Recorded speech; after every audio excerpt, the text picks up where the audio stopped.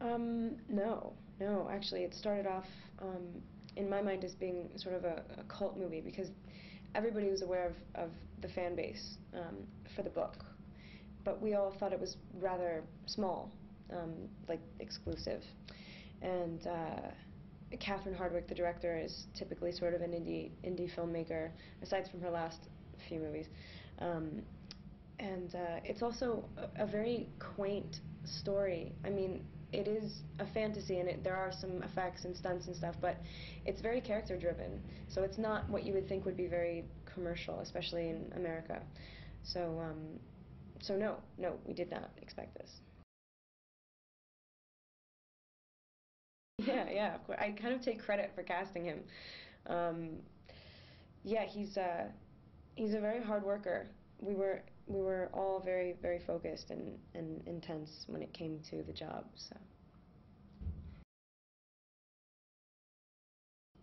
it's funny because when you read the book, you completely put yourself in her position. So in this case, I didn't feel like it was a huge departure. I wasn't playing like a very distinct character that was very separate from myself.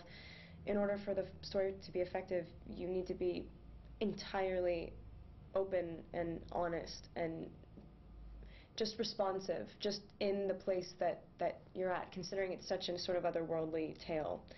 And she's sort of a very typical. I think that's why people relate to her so much, and why it's such a widespread fan base for the book, especially among girls, because she's sort of she has very admirable but very common female qualities. She's quite strong.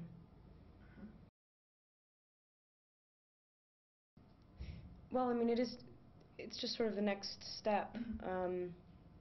It's funny because the whole story a little bit undermines the first.